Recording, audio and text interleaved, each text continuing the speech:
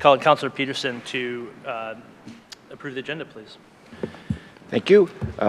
Moved by Peterson, second by alternate Councillor Parker. Resolved that the agenda be approved as amended by changing the order of business by moving 7.1 correspondence from the Township of Norwich after item 5.2 resolution to adjourn the public meeting. Thank you very much. Discussion? Seeing none, all those in favor? Opposed? That is carried. Are there any disclosures of pecuniary interest? Seeing none, we will go on to adoption of the council minutes. February 26th, Councillor Martin, please.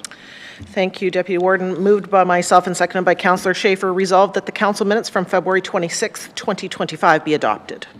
Thank you. Discussion? Seeing none, all in favor? Opposed? That is carried. And we'll go into public meeting. Alternate Councillor Chris Parker, please, to go into public meeting. Moved by myself, seconded by Councillor Schaefer, the resolve that council rise and go into a public meeting pursuant to the Planning Act and that the Deputy Warden chair the public meeting. Thank you. Discussion? All those in favor? Opposed? That is carried. And we'll turn it over to Mr. Michaels to present the planning report, please.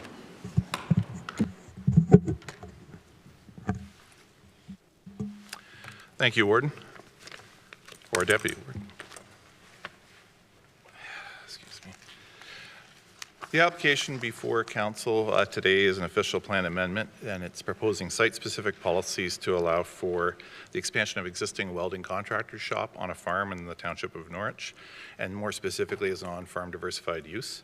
The property is located on the west side of Highway 59, just south of Substation Road, and it's surrounded by agricultural uses.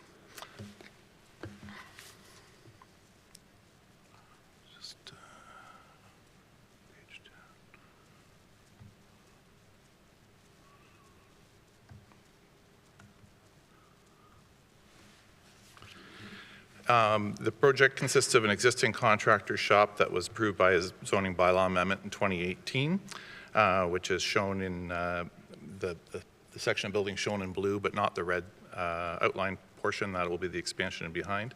That existing shop was approved in 2018, as I said, and is approximately 14,200 square feet in area, and the zoning for that use permits up to 2 off-farm employees. According to the applicant, the business is primarily manufacturing structural steel components for large industrial, commercial, and agricultural buildings, but also provides custom welding services for farm and decorative gates and for the repair and upgrade of farm equipment. The business has grown and now requires additional space for manufacturing, indoor storage, and repair of large equipment, and that's required to be contained in one building, according to the applicant, to make use of the existing overhead crane. As such, the proposal is seeking to double the size of the existing building from the 14,000 square feet to roughly 27,600 square feet, and that would be through in addition to the rear of the building, which on that plate there is outlined in red. I would note there's also an attached building that's not shown as being included in that gross floor area, just to the north of the blue shop outline building, which is approximately 6,000 square feet in area. We do have new official plan policies and criteria for on-farm diversified uses and ag-related uses that were approved by the province last year. The criteria for these types of uses was developed through extensive consultation and background research at that time, and that included consultation with groups like the Oxford Federation of Agriculture, our Ag and Planning Advisory Committee, local stakeholders, local councils and staff. It was just the intent was to try and find the right balance between providing flexibility for these types of uses on farms and not threatening agriculture or the role of settlement areas. Those policies were supported by both Township and County Council at that time. These policies set out very purposeful limits on the size and scale of on-farm diversified uses, and the intent, again, to ensure they remain small scale and secondary to the agricultural operation and do not compete with or threaten the role of settlement areas. I would say that the scale criteria, particularly the gross floor area criteria, are very specifically intended to target the non-agricultural uses that might be proposed on a property. Those that are more related to agriculture, like value-added processing or value-retaining facilities, are directly related to that farm. We provide more flexibility for those. And again, the intent is to avoid allowing large standalone non-agricultural uses on farms because, you know, it's understandable that once they locate there and they're of a certain size, that's where they're going to want to continue to expand rather than locate to a settlement area where it would be more appropriate for those uses. So the limits that are included in the plan for that purpose are a maximum of 1 hectare of land area, 6,000 square feet of gross floor area, and up to 2 off-site employees. In this case, the proposed expansion would exceed the maximum site area, a number of off-site employees, seeking 5 rather than the 2. And more importantly, would be over 4 times the permitted gross floor area for such uses. So in our opinion, it far exceeds the intended scale of an on-farm diversified use. And uses and expansions that exceed the scale criteria are considered to be non-agricultural uses according to both the plan and the provincial policy statement, and directed to settlement areas. So in summary, it's staff's opinion that the use does not meet either the PPS or OP policies for on-farm diversified uses or ag-related uses, and should therefore be considered a non-agricultural use. However, in this case, I'd indicate no justification has been provided for us to consider it as a non-agricultural use. It's just been proposed as an on-farm diversified use, which I believe is addressed in the report. That said, Norwich Council did approve or recommend approval of the application at their meeting. And just to summarize, it is our opinion as staff that the use cannot be supported in this case, as it is not an agricultural related use. It far exceeds in size and scale of a on-farm diversified use as recently established in our OP. No justification has been provided for us to support it as a non-agricultural related use, and therefore it's not consistent with the applicable PPS and OP policies, so we are recommending that the application not be supported.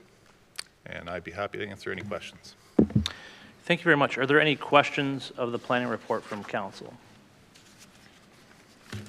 I have one, Mr. Michaels. Given that this is more of a manufacturing use, we just had a discussion about DC charges. Would this be considered a farm use building under that policy, or would it be more of a industrial use that would fall under DC charges? Thank you, Ward. I would say that based on the definition of agricultural related uses in our DC bylaws, it provides an exclusion for buildings and uses that are not specifically agriculture, so they're not subject to the agricultural use exemption. So then it would be a determination as to what that particular building fell under. So if it was an industrial use and industrial development charges applied, it should be subject to industrial development charges, would be my understanding. Thank you very much. Any further questions? Thank you very much. And now I'll ask if there's anybody in the audience who would like to speak to the application. Thank you. Please come forward. We'll get you to sign in after you're done, but if you come up to the lectern and state your name and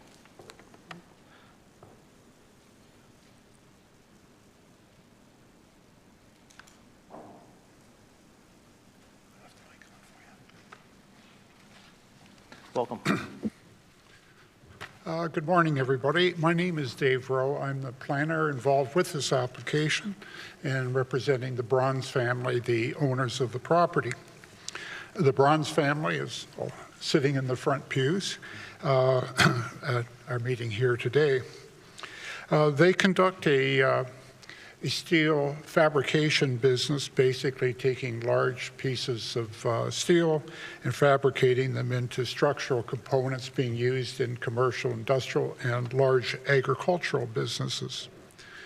The steel that they use is Canadian steel, and God knows we need as much help as we can for the Canadian steel industry these days. They also do modifications on large farm equipment, large sprayers, combines, and that. And primarily the work that they do is related to the welding and using stainless steel components added to these large pieces of farm equipment, which are provided to them through the local farm equipment dealers and also some of the larger farm operations. This use takes place on an existing farm. They have 2 hog buildings with 5,000 piglets, as well as a cash crop over 200 acres. The business was approved through a zoning amendment back in 2018, and at that time, the county did not have limitations on the size, square footage of buildings related to on-farm diversified uses. Back, in fact, in 2018, that whole concept of on-farm diversified uses was actually quite a new and novel idea at the time.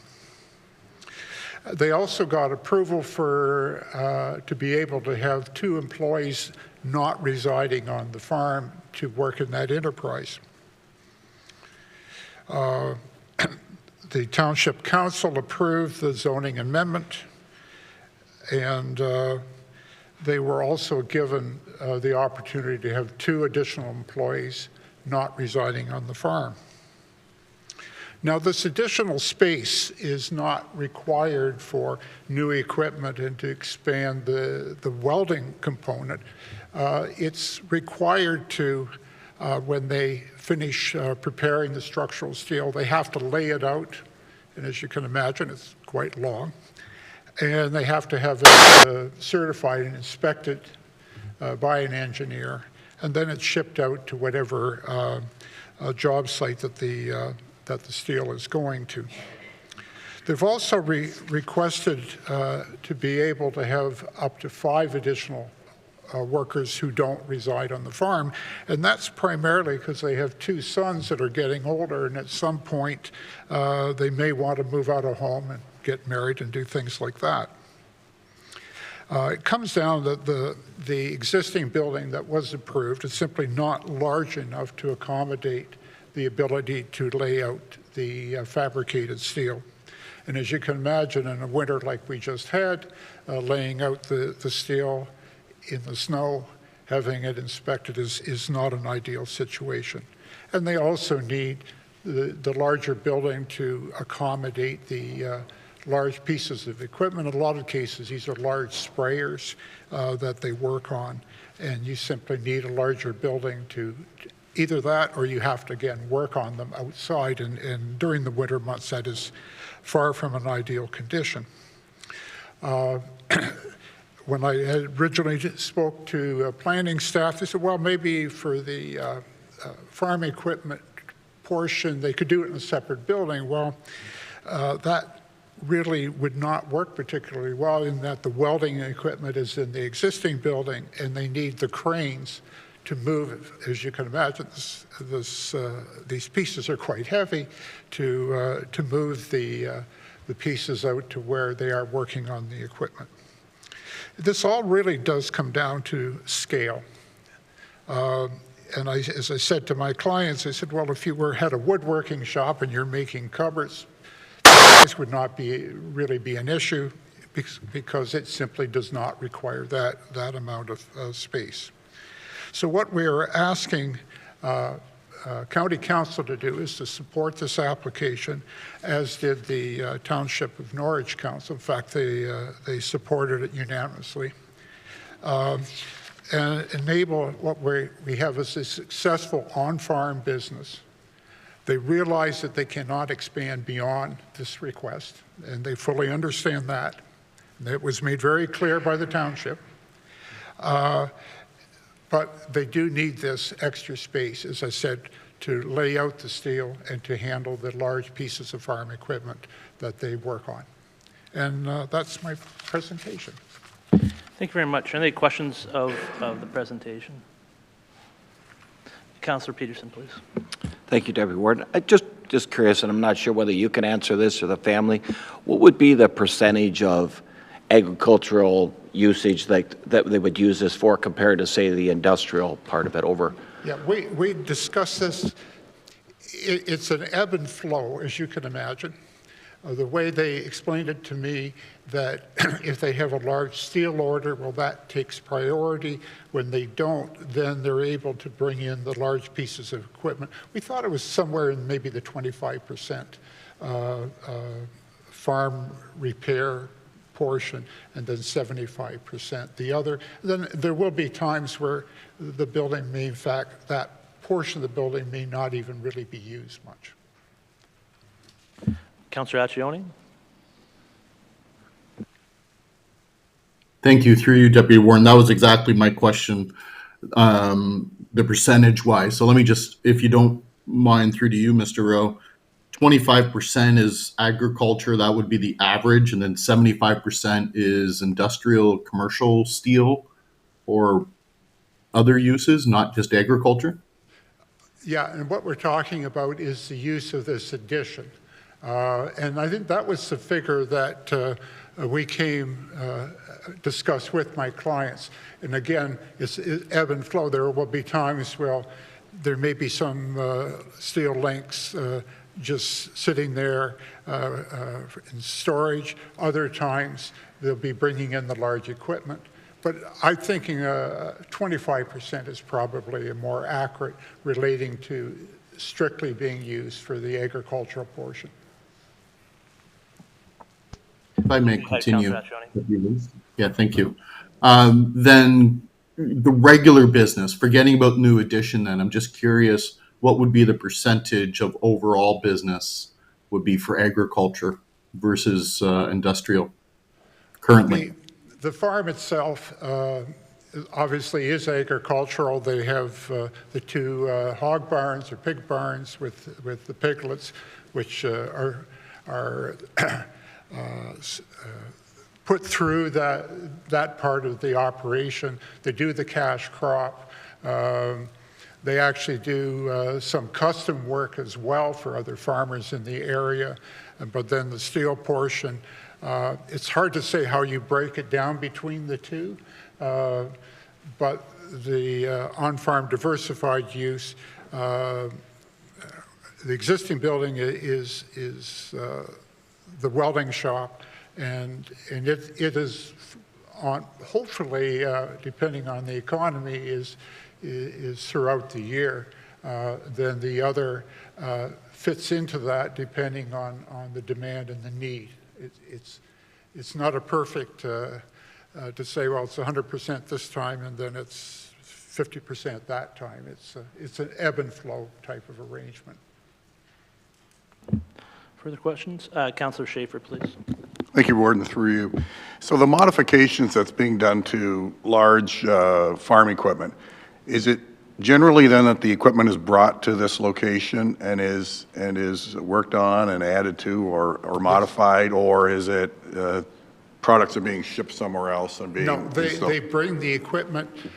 They have the ability to do stainless steel welding, which I gather is somewhat specialized and not done on most farms.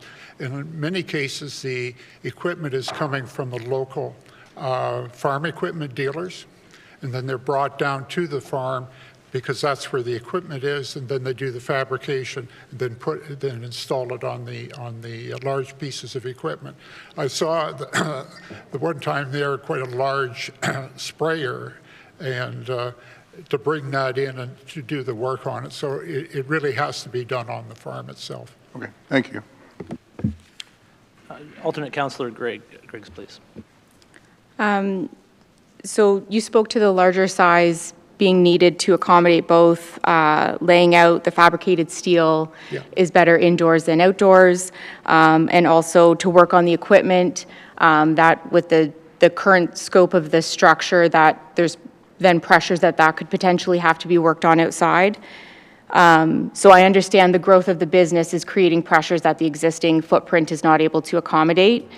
My question is, with the existing building, is it large enough to accommodate the full operational needs of the agriculture equipment to be worked on, and it's just the additional need for space for the remainder of it, or is there anything restrictive around the dimensions of the existing building for the maintenance of farm equipment? It's hard to get the large pieces of equipment through the door into the building as it sits now. Plus, they need the use of the overhead crane to take the whatever piece they're adding to that equipment and get it over to the equipment so that they can actually install it on the large pieces of equipment.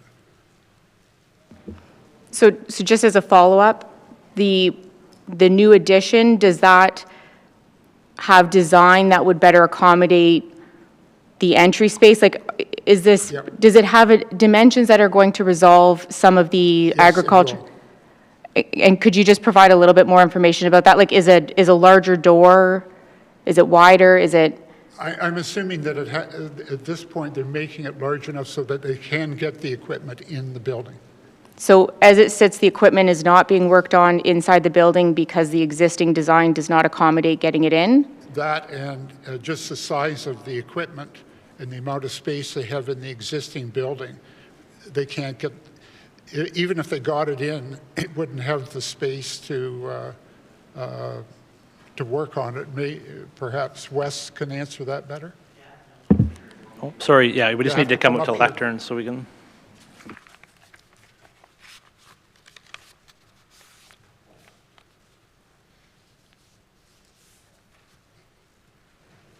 It's all yours, my friend. All right, sounds good.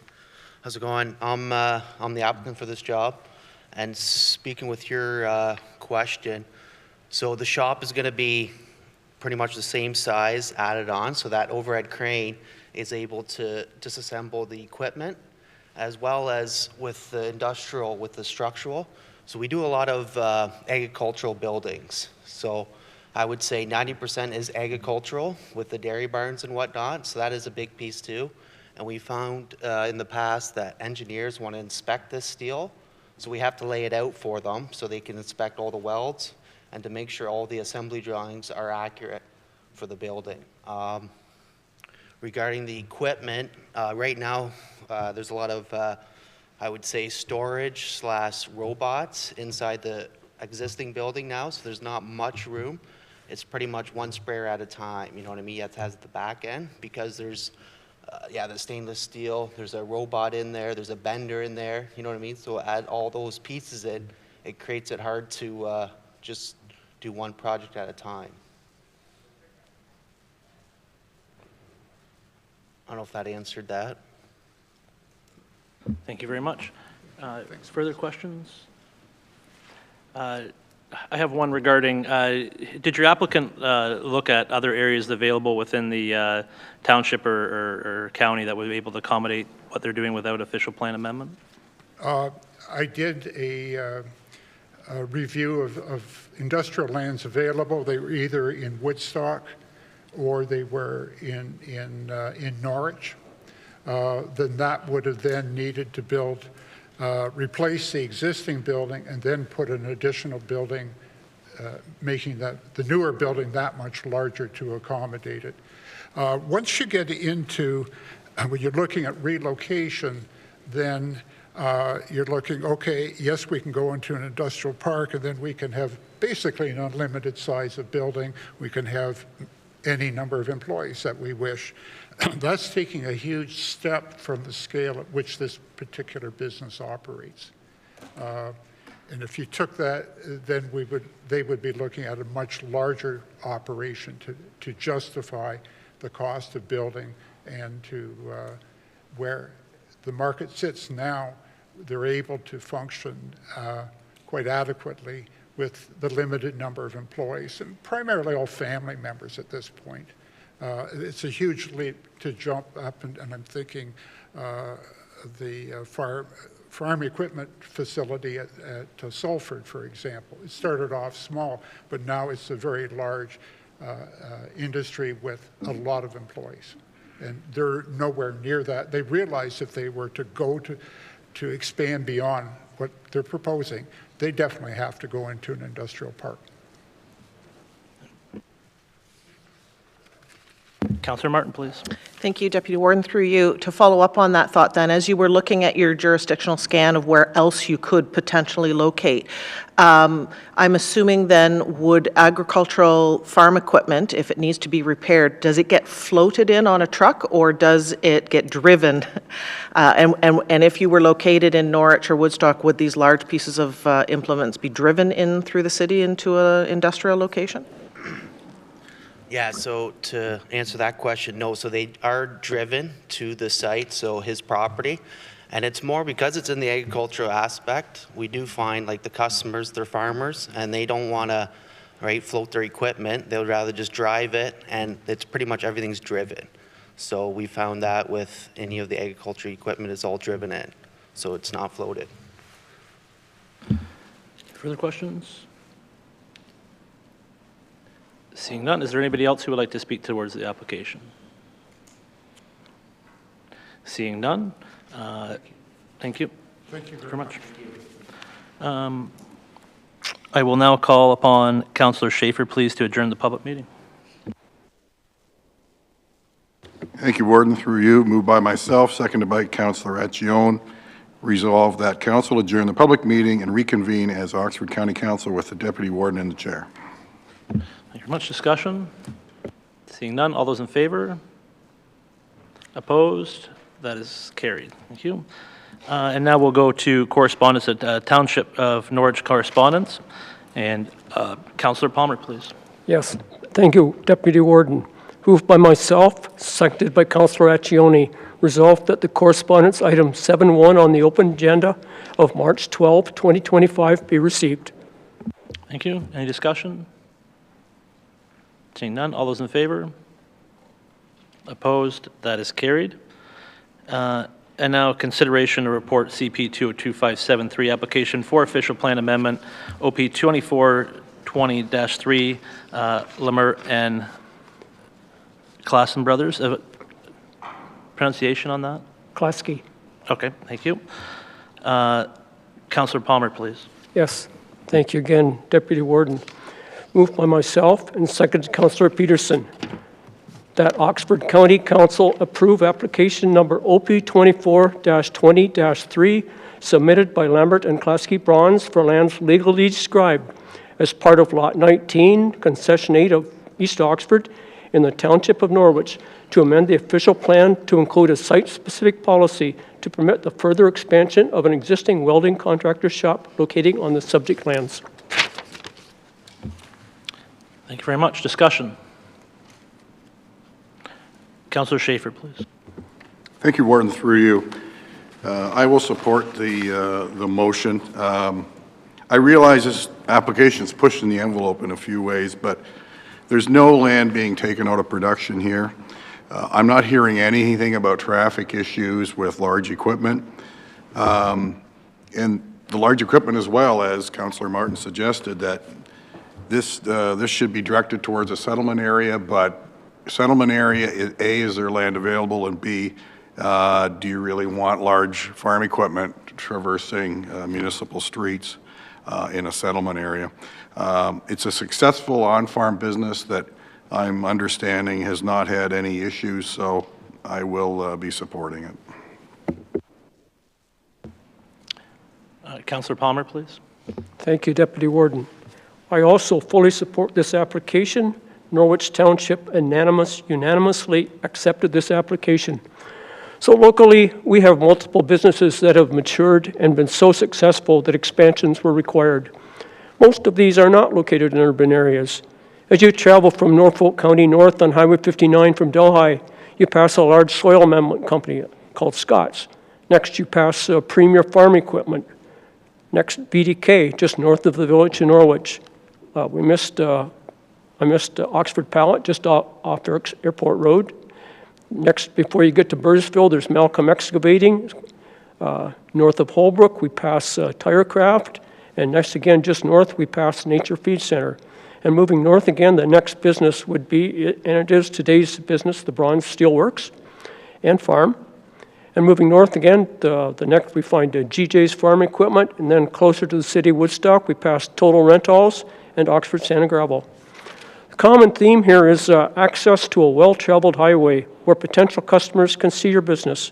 At one time, all of these were smaller. They were allowed to expand as their business required.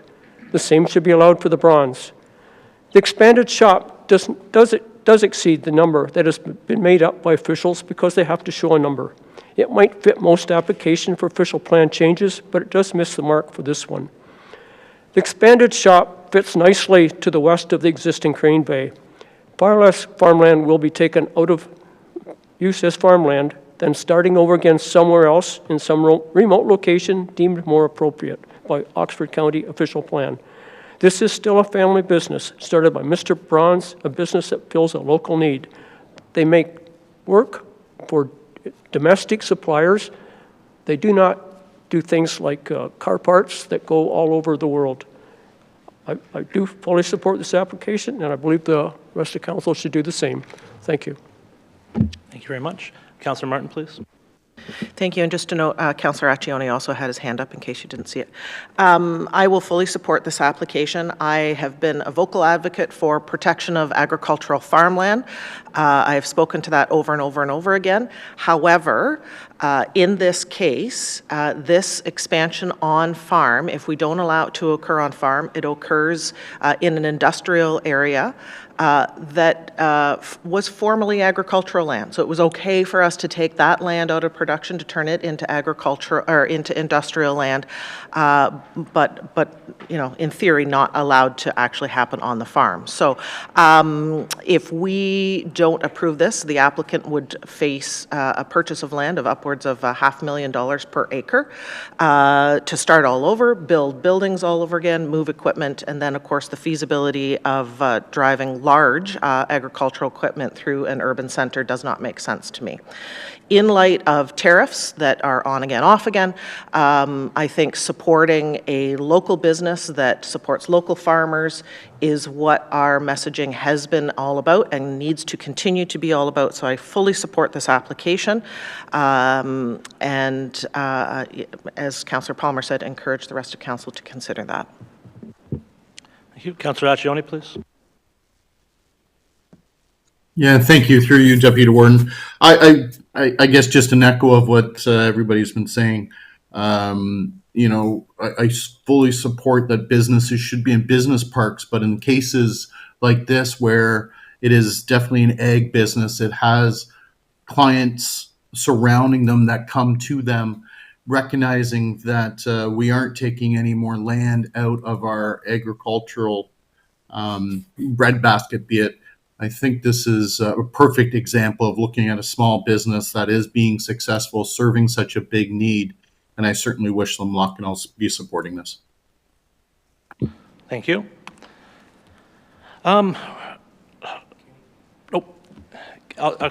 Alternate Councillor Grigg, please. Thank you. I have some pretty significant concerns about this application. As the planner spoke to, you know, the recent review of these policies and the consultation that happened, there was an extensive look at the long-term land use planning for protection of agricultural resources that took into consideration best supports for the on-farm diversified uses. The challenge for me of this application is I believe this on-farm diversified use business really has two arms, one that is supportive to the agricultural community and one that is truly industrial in nature. And while I'm in full support of sort of stretching and interpretation of the policies to support the agriculture components, it's the non-agricultural industrial component of the business that is creating some growth pressures that are pushing the needs for this expansion that we're seeing before us today. The 361% increase from our policy framework to what is being asked for is very significant, and I don't believe reflects a minor departure. And I believe that a lot of that is happening because of the great success of a wonderful local business. But that location really then comes back to, is this the right spot? It's unfortunate that this is where this set up to begin with, and that the growth on the industrial side has been as successful as it has. Is unfortunate that this is where it originated. So I will, as much as I'm very pleased with everything that's happening with this business, I will not be in support of this application. The representation, the planning representation for the applicant spoke to the applicants being aware that this is the maximum and they know that they can't ask for more, and this is, you know, as much growth as they will have support with, and that was voiced by Norwich Council. I don't believe through, I don't believe there's any teeth to that. The policy framework is what it is that we are measuring against, and while they may acknowledge now we're not going to grow any bigger, if they have those successes, I would fully expect that they would come back and ask for more growth. And my question, I think to us as elected officials is then what would that ceiling be? If the 361% is okay today, what percentage of growth of this building in our agriculture reserve would we be comfortable with? So for those reasons, I will not be in support of this application today. Thank you very much. Further discussion? Councillor Mayberry, please. Thank you. Excuse me. I actually agree with most of everything Katie just said, or sorry, Deputy Alternate Councillor Grigg just said. But it seems to me that the problem here is that the business is actually successful. And if they had been unsuccessful, then we wouldn't have to deal with us at all. And so I think I want to ask, excuse me, one has to ask, is success actually something we don't want to encourage? And so I begrudgingly maybe will support the application, and only because that all land in Oxford County, whether it be in an urban area or a municipal, in an urban or rural area, is probably agricultural land. So wherever they build this building is either on agricultural land or at some point in the past was agricultural land. The fact that we move it into town or into an urban area and then call it industrial never takes away the fact that it no longer produces food. Thank you. Further discussion? Okay, so I will not be supporting the application for a variety of reasons. One, it does not meet the provincial policy statements. It does not meet our policy statements. I absolutely agree that on-farm diversified use is a good thing. It creates economic benefits. It allows opportunities to get going. That being said, there is a time when those have to move off the farm and they're not diversified uses anymore. They become their own thing. Certainly, from a fairness perspective, it doesn't take long to look within Norwich Township, where other similar industries have moved into the township of Norwich. There's one 2 doors down from the town hall.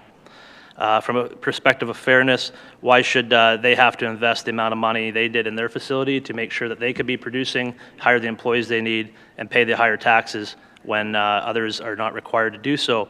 Our farmland is to be protected. Our farmland is at a lower rate to purchase than industrial land for that purpose, because we make sure we have the services and we make sure that people have to invest there when they're doing industrial uses. Again, I am not against the portion of repairing farm equipment. I believe that is something that is a diversified use and is allowed elsewhere within the county. You have implement dealers that are within the agricultural area. That makes sense. But having an industrial use inside of an agricultural use at this scale, which is really driving the application, and you can the argument's been made that these are for agricultural buildings. John Deere tractors and Case tractors are made in cities, in industrial areas, because that is an industrial use. Just because something is agricultural does not mean it's that's what is being built. I think that the biggest problem I have with this is not temporary. This is not just for one family to use. This is something that goes with that property and continues with that property in perpetuity. We cannot change that. So right now, we have what looks to be very good ownership. They take care of the property, they take pride in it, they do a service at this, but this will stay with it, and that may not be able to, we'll have very little control over that in the factor. We can't go back and change that. Success brings more success. There's various cases without the county, but especially in Norwich Township as well, where there has been special zoning given to agricultural businesses, and now they've changed that business into something else, into an industrial use as well. And so it has nothing to do personally with the business that's there now. It is all about keeping our policies and driving that business where we need it to be successful as a county. Norwich Township needs to be successful and grow their industrial base, and to make sure that they can be successful and have fairness throughout there and throughout the county as well.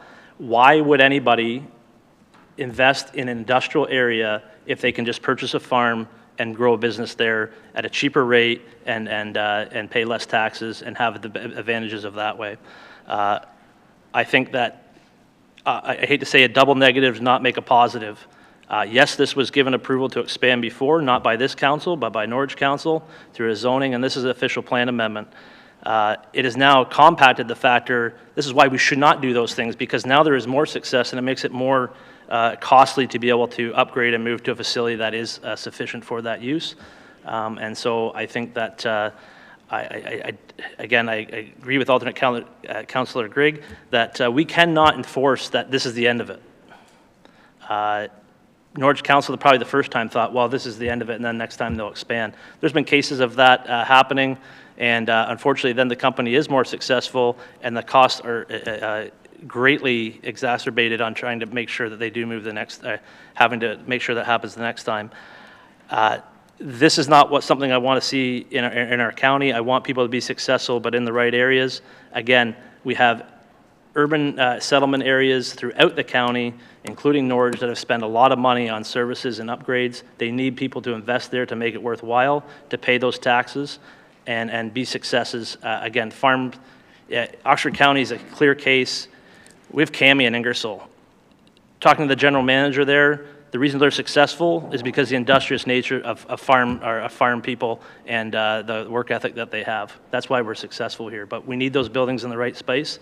And I still believe that the farm agriculture use can be accommodated within the current structure, and then that can be expanded somewhere else. So I can't support that. Councillor Peterson, please. Thank you, Deputy Warden. Yeah, I agree with some comments from everybody around the table. As far as this is the end of it, that means nothing to me, because as far as I'm concerned, that's up to future councils. So if future councils decide to expand it or not expand it, if this is approved, that's up to them. So to me, that's irrelevant. I'm not worried about that. If I'm sitting here at the table, and probably chances are I wouldn't expand it down the road. But I will support it as seconder of it. I get the official plan, but I always tend to lean a little bit more on the common sense side when it comes to the official plan. I agree 100% what's saying around the table here about every piece of land was agricultural. That's 100%, whether it's inside Woodstock or right here. So I will support it. I think it's the right location for it with the business that's there.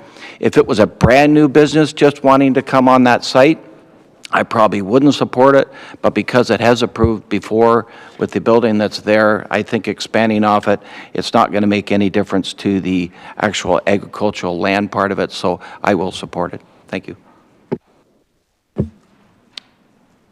Councillor Martin, please. Respectfully, through to you, Deputy Warden, I just wanted to address something that you said. You said what would keep someone from just buying up a farm rather than buying up industrial land, that it would be cheaper to buy the farm.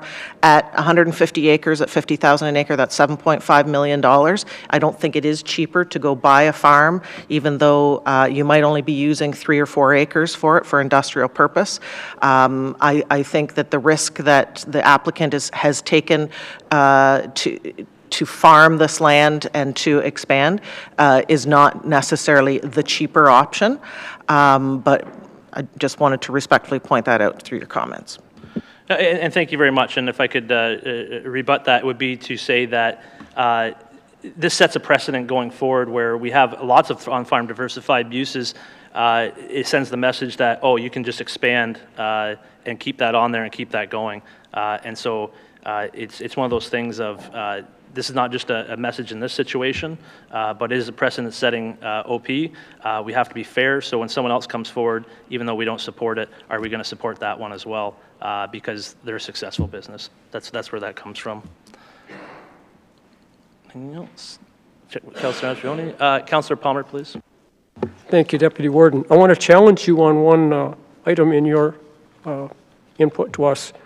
You mentioned a company that had moved from the countryside into our industrial area on Airport Road. I agree with that, but I also note that they still do work on the original location, and I do believe they also have an alternate location remote from Airport Road. So it's not always as easy as doing one thing solves one problem. Thank you. 100% agreed. Further discussion? All those in favor? Opposed? That is carried. Okay, we will now move on. We do not have any delegations presentations, so we will now to consider correspondence. And we have, one has already been taken care of through the previous, and the second one is from Township of Zora and Blandford Blenheim, and Councillor Martin, please. Thank you, Deputy Warden. Moved by myself and seconded by alternate Councillor Grigg.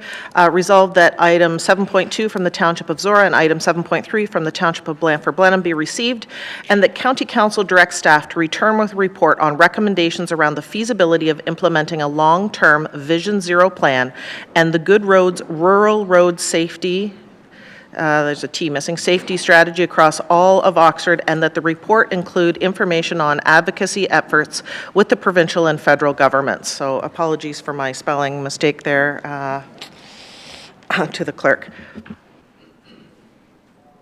Thank you very much. Is the mover? Yeah, I do want to speak to this. Thank you. Zora Township has seen this correspondence and dealt with it. Blandford Blenheim has, City of Woodstock has, and I believe a number of others either have dealt with it since or it's on an upcoming agenda. The correspondence, as you read through it, there are a number of things that have been done provincially and federally over the last number of decades to improve rural road safety, and not just rural road safety, road safety without incredible cost to municipalities. And so that's the intent of this correspondence, is to source out information that can help us through our advocacy efforts to communicate with provincial and federal governments on what can they be doing to influence a Vision Zero plan and rural road safety that does not require us as municipalities to continue year over year over year to invest in very expensive infrastructure.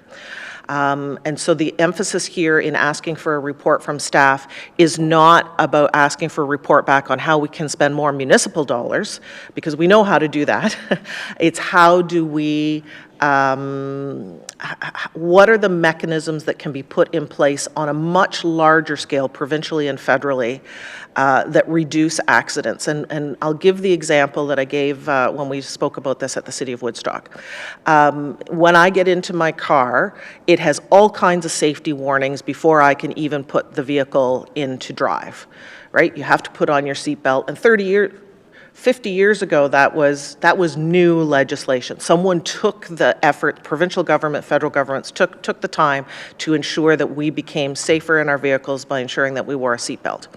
But today, my GPS system and my vehicle, through whatever mechanisms, has things like lane adjust. It will tell me if I'm getting too close to the yellow line or the white line. But it doesn't tell me. It tells me, my GPS will tell me when a stop sign is approaching, or when I'm approaching the stop sign, but there's no mechanism in my vehicle to actually slow my vehicle down or to warn me to slow down and I can breeze through that stop sign or that red light at 80 kilometers an hour without any warning. And so that's an example that I give of what are the potential opportunities out there to improve road safety without impacting our costs here at the local level. So I'll leave it at that and see how the rest of council wants to weigh in on this correspondence. Thank you. Alternate Councillor Grigg, please. Thank you. So just to build a little bit off of Councillor Martin's comments there, the idea of having a long-term Vision Zero plan and the Good Roads Rural Safety Strategy, these are sort of tools to help have some consistent and proven effective response to road safety concerns. Around the county, some of the area municipalities have developed traffic calming policies, and I know here at the county we have one as well. So one of the benefits of working collaboratively is to find the most effective tools that can be good resources for us all. Whenever there is an incident and a fatality on our roads, there's a lot of pressure from the public to do something.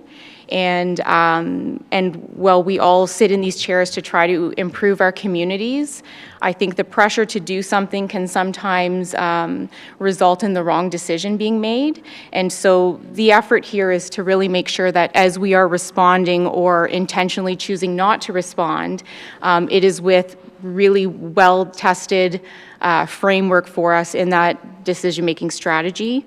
And on the advocacy piece, it's really important for us to know that the things outside of our jurisdiction that we really can't change, this is what we can try to influence. So the money that we're going to spend on improving our roads to increase safety is only a small percentage of what's going to impact outcome, where the changes that are possible through technology can have a much broader impact, and we think that there's some value in pressuring that conversation. Councillor Peterson, please. Yeah, I'll try and build on both of those a little bit, I guess. About a year and a half ago or 2 years ago, I started reading on what zero vision is. To be honest with you, I'm not a big fan of the word zero because realistically, we're never going to get to zero. But in saying that, I look at zero as there should be no fatalities. Is there going to be? Absolutely. But none of them should be acceptable. That's why I'm okay with the word zero. Agree 100%. This isn't about let's spend millions and millions of dollars on things that maybe won't work or would work. Let's get an idea what they're going to cost. We can decide that at budget time. What we'd like to see happen or not happen. I know. I always kind of tend to think that whatever happens across the pond, usually we're about 10 or 15 years behind. So a lot of this started exactly that across the pond, and there's some areas where they put barriers down every single street in their whole country. And did that cut down? Absolutely, it drove it down zero. So I look at the 401. I was on the fire department in Drumble for 17 years. There was hardly a week went by that I wasn't on the 401 picking somebody's loved one up off the 401 that was either really bad or they were a fatality. So now look at what's up there, that barrier. I can tell you right now, we're lucky if we get a couple a year, maybe 3 fatalities in our whole stretch. That used to be in the double digits, easy all the time. So that barrier has made a big change. It did cost a lot of money. It's probably one of the best things we ever done in this province, and really should happen on more of our major highways. So I agree 100%. Some of those things may work, they don't work. But if every one of them cuts back 10%, that's 10% less than what we have to deal with. I'm sure if you speak to our ambulance people, if we have less use of them out on some of these because these things work, it's just a spin-off on all of it, to our hospitals, to everything. If it makes things a little bit safer, I think we should at least, if nothing else, get a report and look at it, if nothing else. Thank you. Thank you very much. Further discussion? I can support this because it says return a report on recommendations around the feasibility of implementing. These Vision Zero plan has been around for a long time, and then we have the Good Roads rural road safety strategy that's come out, and I think that's good information, but it all depends on what does it take to implement that, and I'm sure staff can say, okay, yeah, we recommend this and that, so fully supportive of that. I think that's the right approach, to get that information. So, further discussion? Seeing none, all those in favor? Opposed? That is carried. Thank you very much. We've dealt with the reports from the community planning, and I'll go to 8.2, which is Public Works, and I'll turn that over to Director Abercrombie. Please. Thank you, Deputy Warden. So on the same theme, we are back in front of Council today reviewing the results of the post-monitoring speed review that were conducted in Beachville, Delmar, Verschoyle, Embro, Kintail, and Uniondale. So these reviews address the effectiveness of our previously implemented traffic calming measures and have identified some areas where further improvement is anticipated being required to help lower those speeds just that little bit further.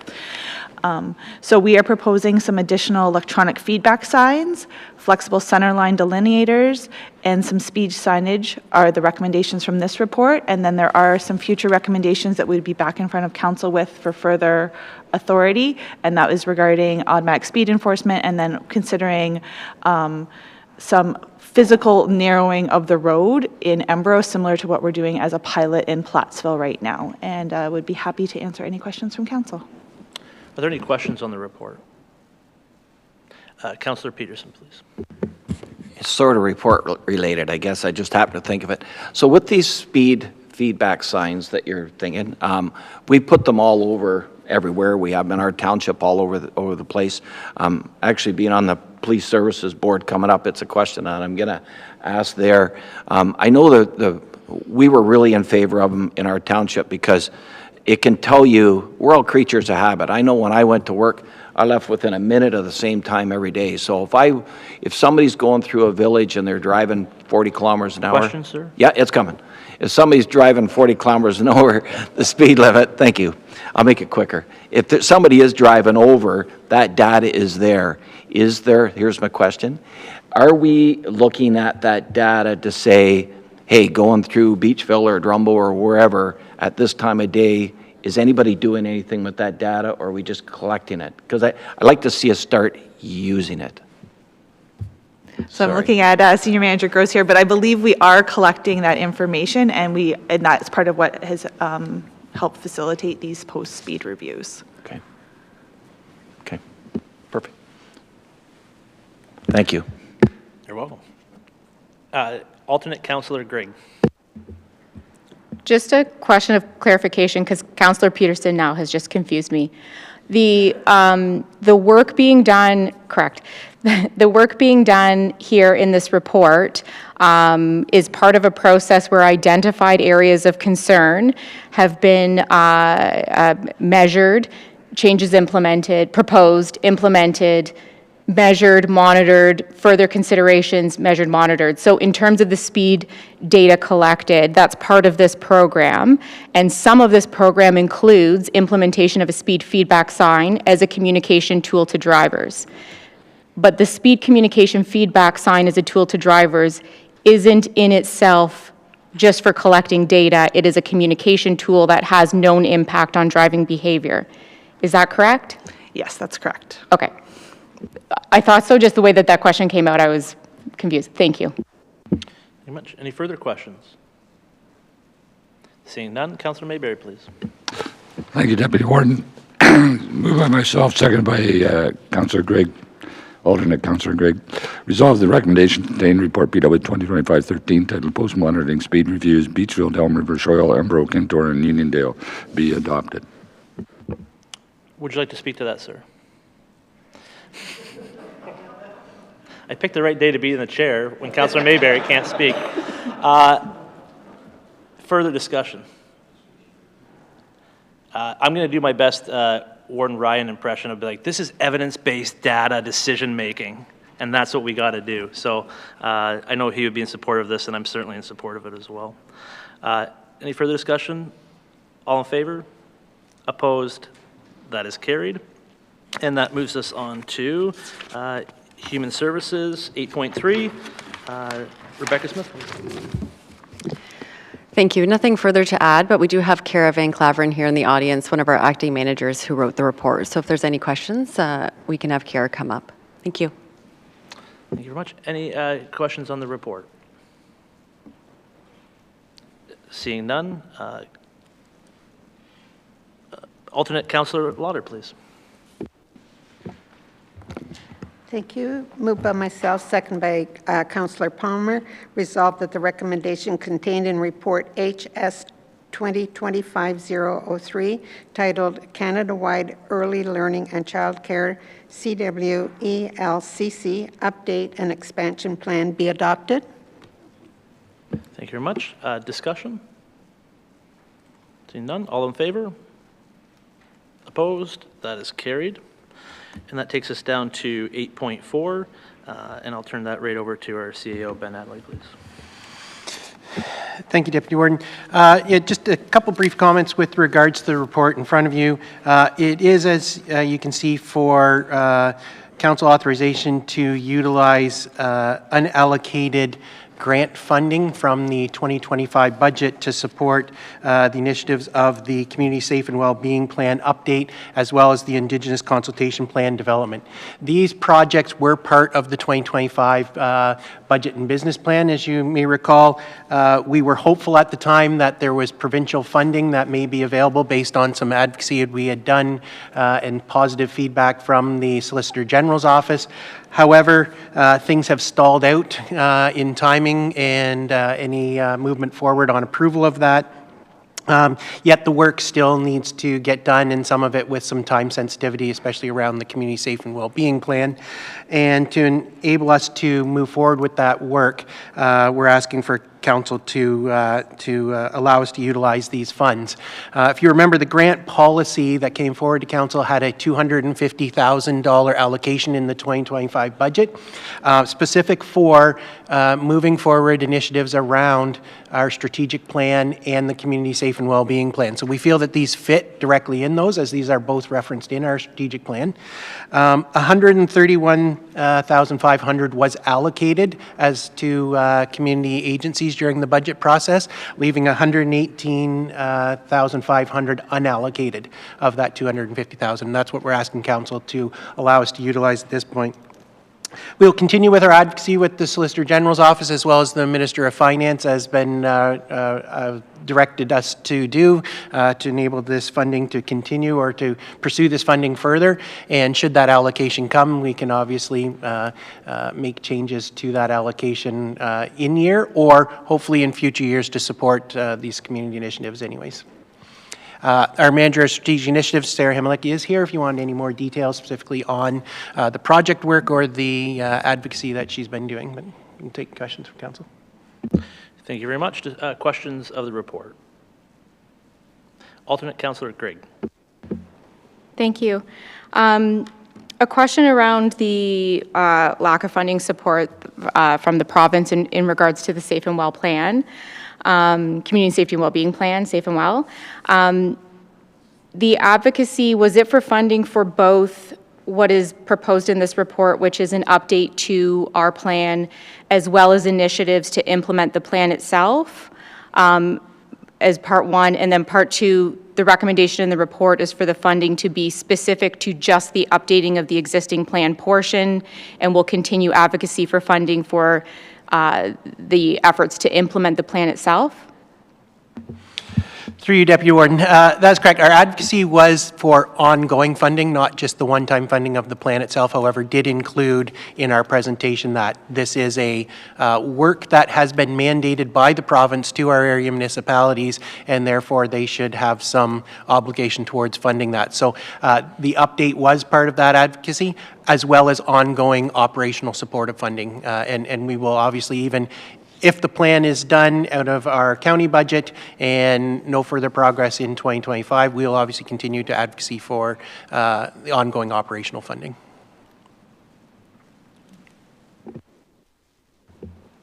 Sorry. To have access to ask these questions is exciting for me, so I apologize. I have a couple follow-ups. So in terms of there not currently being any funding for implementation of the plan itself, as a commitment from the province, will there be consideration in how the plan is updated in terms of the restrictive funding, in terms of how we engage with that consultation process?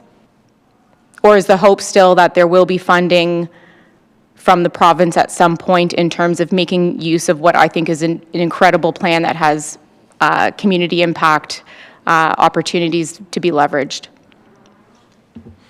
Through you again, Deputy Warden. I would suggest our approach will be to develop the plan that is most effective for the community, as was done the first time. And the funding originally was not considered as part of that, obviously, and we would again update the plan to reflect what our needs are. We'll continue to push for that, buy-in from other counterparts to help support it ongoing. And if not, staff will have to give it consideration in our future year budget and business plans about the operational funding needs to move the actual components of the strategy forward. I'll just ask if there's any other questions. Seeing none, please go ahead. Last one. So as you spoke to the community grant fund allocation of funds and the nature of this ask, that absolutely seems like a really great fit for those unused resources. The 118,500 is just that remaining balance. Do you feel like that dollar value will provide the appropriate level of funding for the two initiatives that are being recommended in this report, or does that restrict the, does it provide any restrictions in terms of what it's looking to accomplish? Thank you again, through you, Deputy Warden. It's definitely a consideration that staff has given and looked at. Certainly when we create our budget and business plans for things like this, they are very high-level estimates of what we think that work will cost us. And we did originally estimate that to be a higher amount, I believe 130,000 in total for the two projects. So it is slightly short of that. When we put this out to market, obviously, you know, we hopefully can evaluate those and find something to meet our needs. We'll make sure that we fine-tune the scope of that work to ensure that we're still accomplishing the things we need, but, you know, narrow it to make sure it try and fit within that budget allocations. However, should that process, you know, result in higher than what we're expecting in cost, we'll certainly come back to council as we would with any other tender process and allow council make a decision on whether they want to move forward at a different rate. Any further questions? Seeing none, Councillor Martin, please. Thank you, Deputy Warden. Moved by myself and seconded by alternate Councillor Grigg, resolved that the recommendation contained in report CAO 2025-01 titled Funding for Community Safety and Wellbeing Plan Update and Indigenous Consultation Plan Development be adopted. As the mover, would you like to speak to this? Yes, thank you, I would. So I want to say, first of all, thank you, CAO Adley, for finding a creative way to fund this without having to source out new tax dollars. My frustration with this, and it's right in the opening statement, despite our advocacy efforts, we've been unsuccessful this far in sourcing out the funding. And it has already been pointed out that a community safety and well-being plan was mandated by the province 2018, 2019, I believe it was. And in Oxford County, we have quite creatively, instead of 8 different plans, so this could have been $118,000 times 8 municipalities looking to fund an update, in Oxford County collaboratively putting together a plan.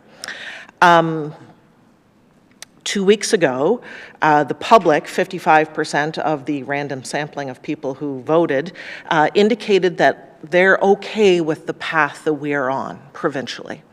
And yet 40% of people voted that they're still concerned with things like mental health, substance use and abuse, equity, diversity, inclusion, mental health, intimate partner violence, those priorities that are within our community safety and well-being plan for Oxford. And so while I fully support sourcing this $118,500 from the granting portfolio, I am frustrated that we once again are funding a provincially mandated project with Oxford County tax dollars. And so I have to wonder, what do we need to do to advocate for safety and well-being?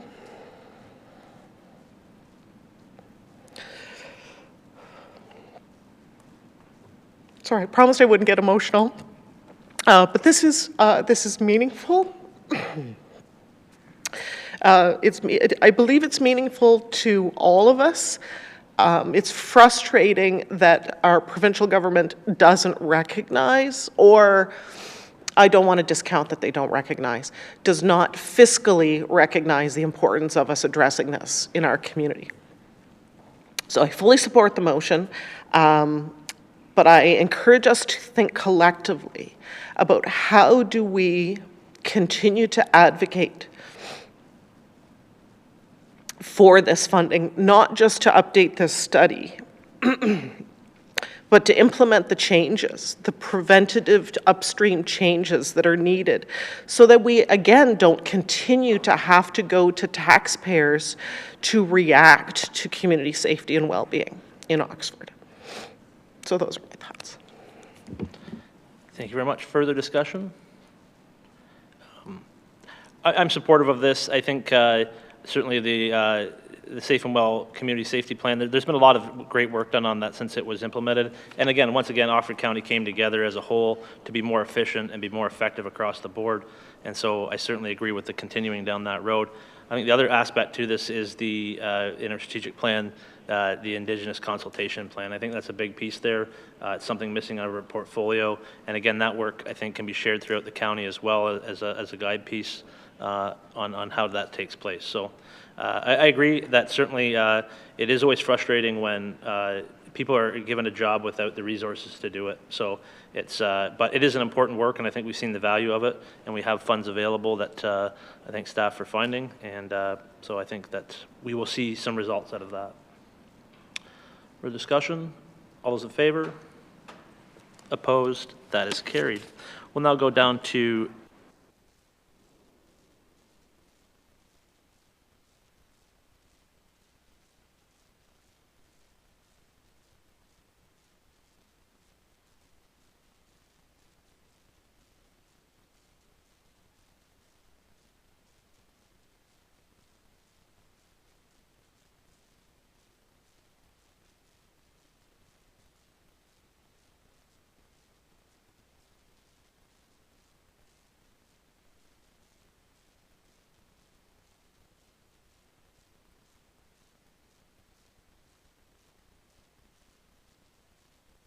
Sorry, my mic is falling out on me here.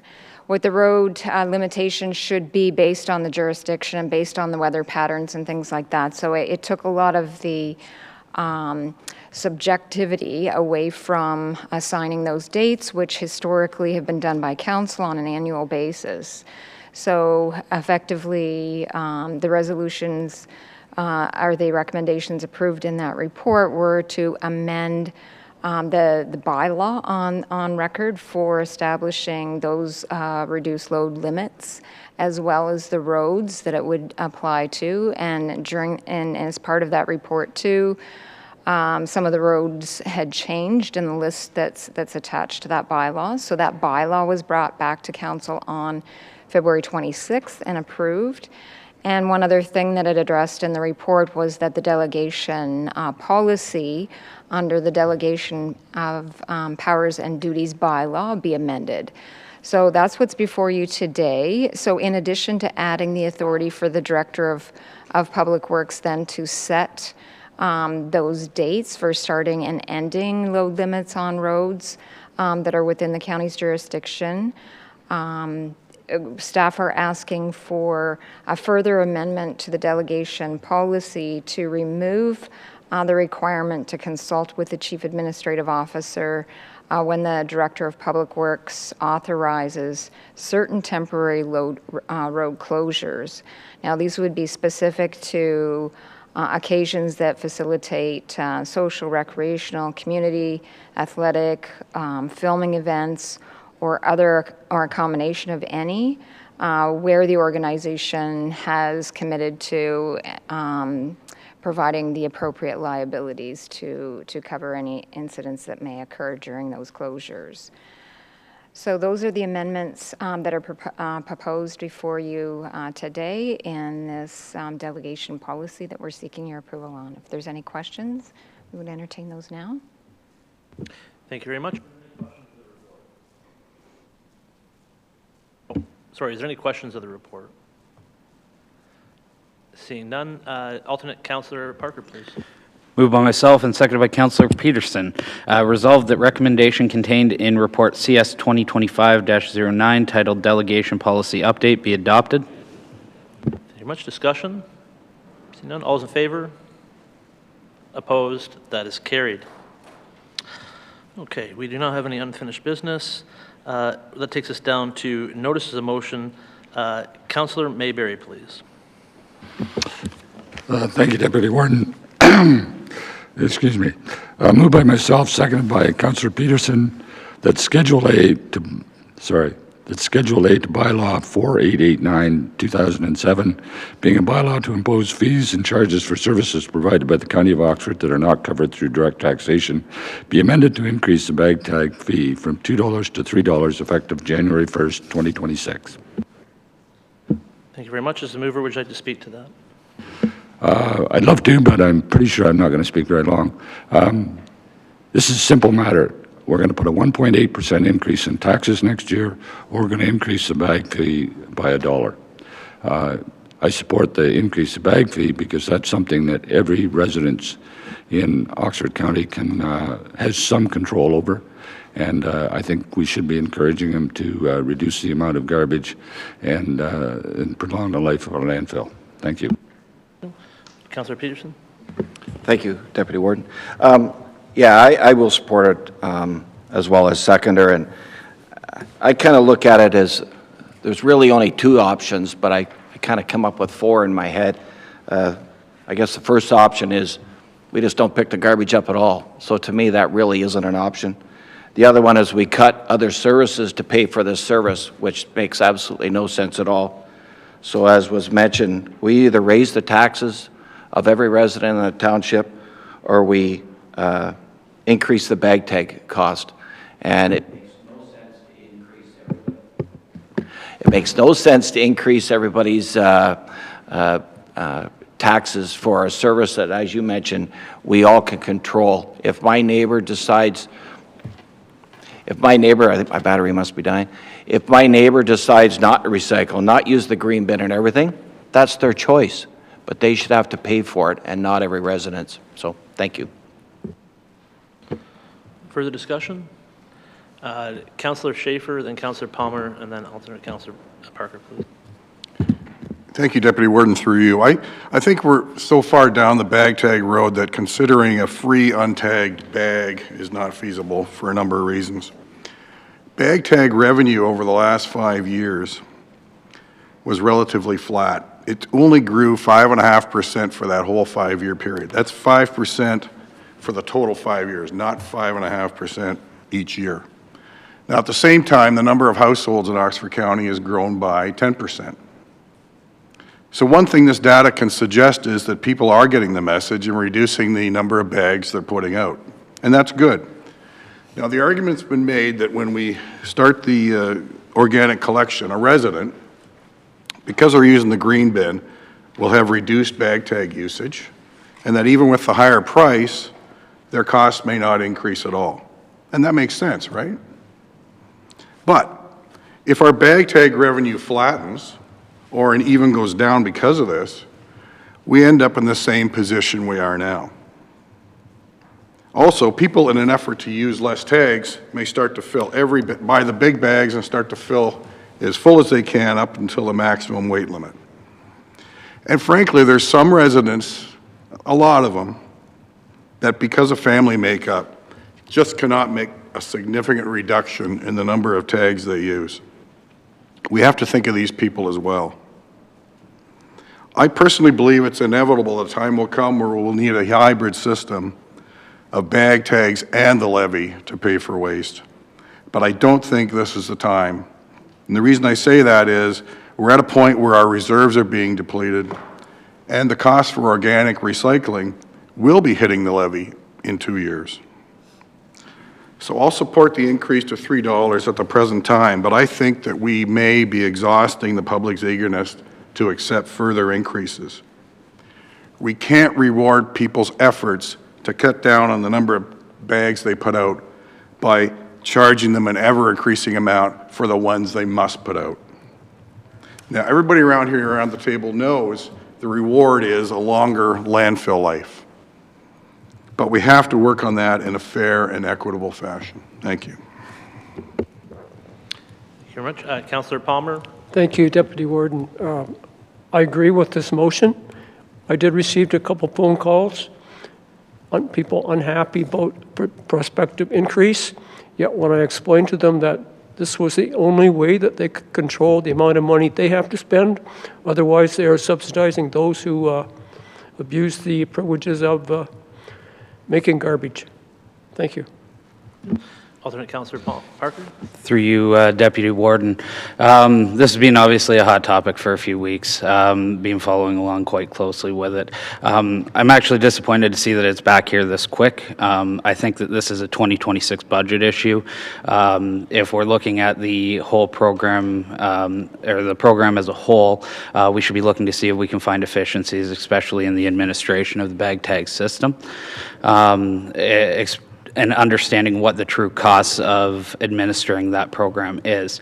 At this point, I will not be supporting this resolution.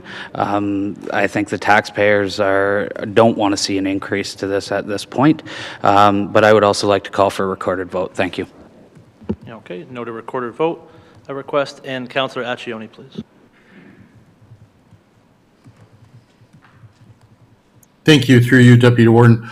I also will not be supporting this. I still think that a far better system would be to go to a hybrid system to encourage people to use one bag, to recycle better, to use organics.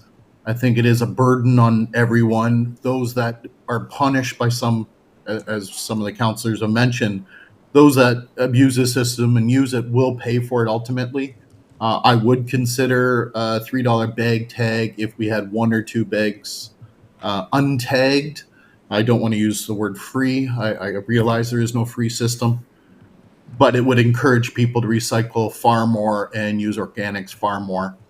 The cost to city staff, I know in the city of Woodstock, for example, to BIAs and parks for all the illegal dumping because of the bag tags now, is only going to get worse the more expensive bag tags go. I'd like to think if they could put a bag out without a tag, then it would save staff a lot of time, save the taxpayer a lot of money. And for those reasons, I still won't support any type of bag increase at this time. Okay. Alternate Councillor Lauder, please. Thank you. I also will not be supporting this motion. With the uncertainty we are facing at this time, possible job losses, increasing food costs, threats of tariffs, and just the cost of some people to keep a roof over their head, I don't think this is the time to burden our citizens with an increase in the cost of bag tags. And we're hearing all the time the hardships that people are having to face at this time, and has been said, it could be looked at closer to 2026.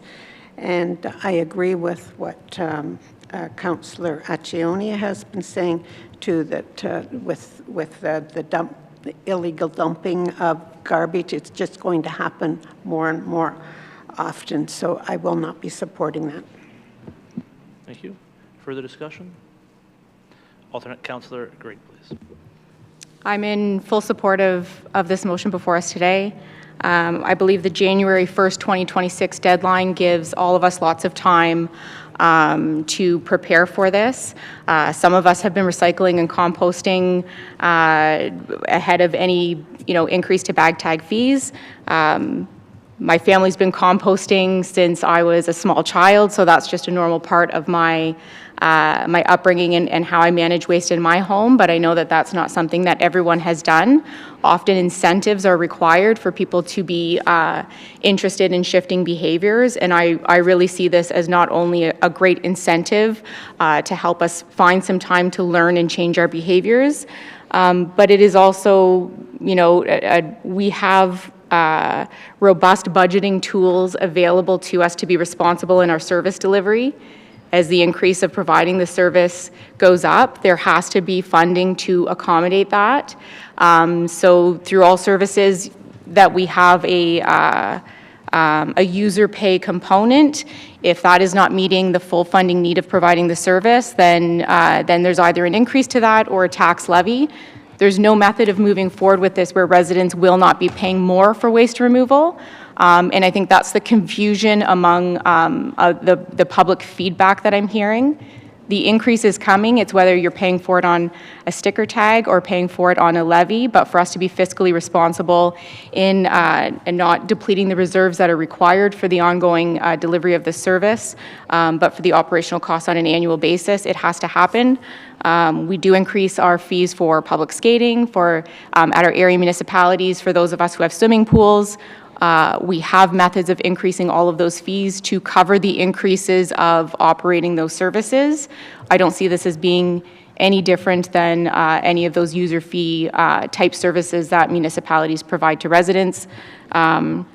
And I'm happy to fully support this, and I like that the lead time in advance of 2026 gives us a little bit of time to think about how we want to manage probably what is the smallest increase that we will be seeing in terms of money out of pocket as a resident in Oxford County. This is probably the smallest financial impact in relation to other increases that we are maybe experiencing. Thank you. Councillor Martin? Thank you. I was looking for new things to say as alternate Councillor Grigg so eloquently articulated my thoughts already. We will be faced with increased costs regardless of whether it's on the bag tag or whether it's through a reserve or through the levy. So costs have gone up and we need to find a way to accommodate them.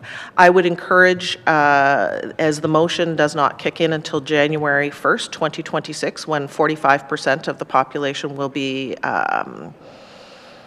implementing green bin at that time, I would encourage people to start planning, strategizing, and organizing their garbage in a way that allows them to start decreasing their costs now, recycling more, finding ways to compost or divert that organic waste now. I know it's not feasible for everyone, and I'm personally one of those households where there just is no mechanism to divert organics, but I'm willing to find a way to explore that ahead of the January 1st implementation.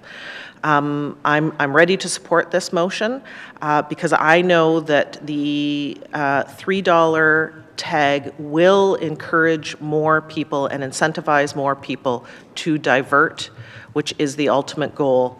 Because if we don't continue to divert, the extreme cost of expanding our landfill or building a new landfill by far exceeds this $1, which might be $40 or $50 per household per year impact. Thank you. And yeah, I'll be supporting the motion. Supported the increase prior. To me, it comes down to math, and I really appreciate Councillor Schaefer's comments. I think that you're bang on the mark. There is a limit to what, and we do have to look at different alternate systems. We always have to look at those policies. But we have a math problem here, and it's going to have to be paid for one way or the other, either through bag tags or through taxation. We still need the same amount of revenue regardless. The big increase here is in our waste collection contracts. Not one person I talked to said they didn't want their garbage picked up. But the reality is we've done the system, we've done the RFPs, we've done that, and this is what we have. And it's not just us. We have, in Woodstock's budget, there's a 9.2% increase in waste collection costs because those costs are real across the board. They're not just for contractors. So we have rising costs. We have to make sure, it's been 2014 since we've raised it. I think that, it's certainly not something you want to take lightly and you want to do to people is increase their daily costs. But I think garbage collection is a very valuable service that people just don't think about because it happens so efficiently and effectively that you sometimes take that for granted. Think if you didn't have an option at all you had to get rid of your own garbage. What would you do? It's pretty convenient to have just put it out in the curb, put a tag on it. I think there'd be a lot of people signing up for maybe more of a fee to be able to get rid of their garbage than have to do it themselves. So I think it's fairly sufficient. I'm worried it's not enough, to tell you the truth, for the reasons that were stated that, if we do have decrease, then we will not maybe be able to meet those needs, but we'll deal with that situation when it happens, or if it happens. So with that, if there's no further discussion, I'll call the recorded vote, please, or ask the clerk to.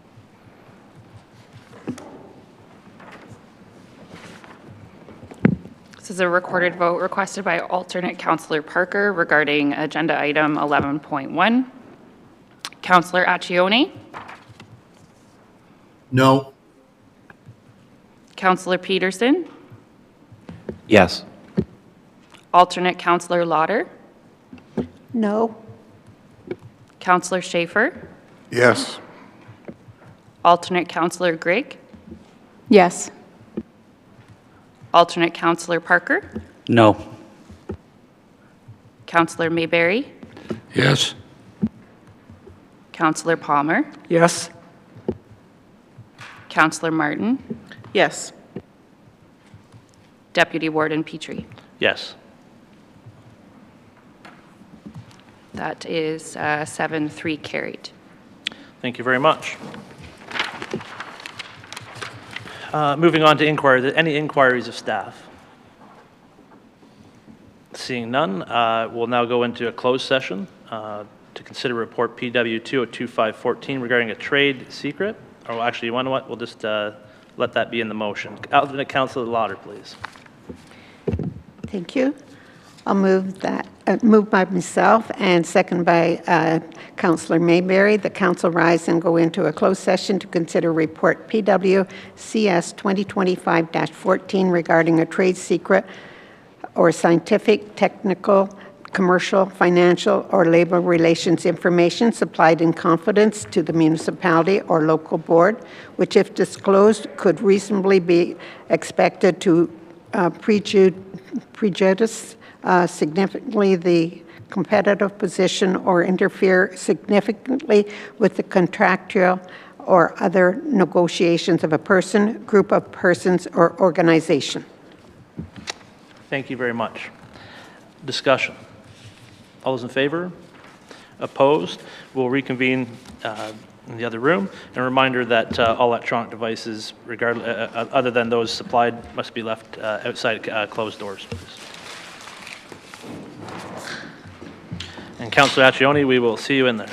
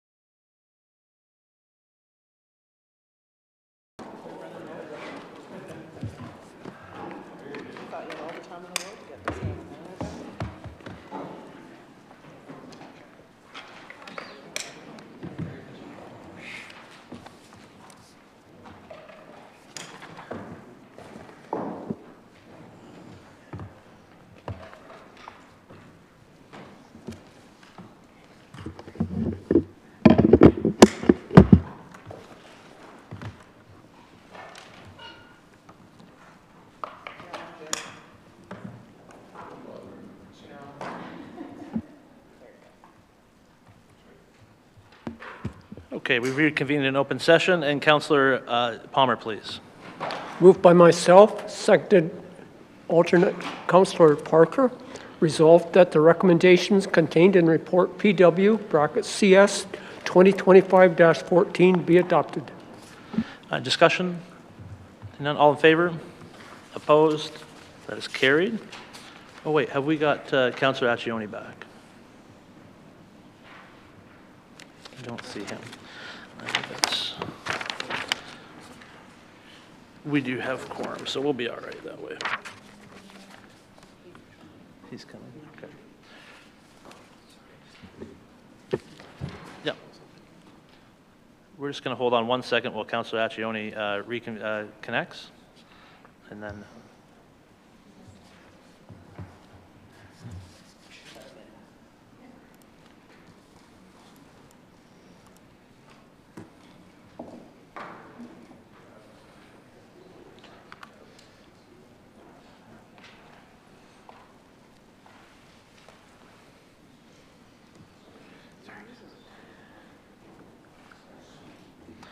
There he is. Okay. Alternate Councillor Grigg, bylaws first reading, please. Moved by myself, seconded by Councillor Accioni, resolved that the following bylaws be read a first and second time, 6714-2025 to 6716-2025 inclusive. Thank you. Any discussion on those? Seeing none, all those in favor? Opposed? That's carried. And third reading, please, alternate Councillor Grigg. Moved by myself, seconded by Councillor Accioni, resolved that the following bylaws be given a third and final reading, 6714-2025 to 6716-2025 inclusive. Thank you. All those in favor? Opposed? That's carried. And adjournment, Councillor Peterson, please. Thank you, Deputy Warden.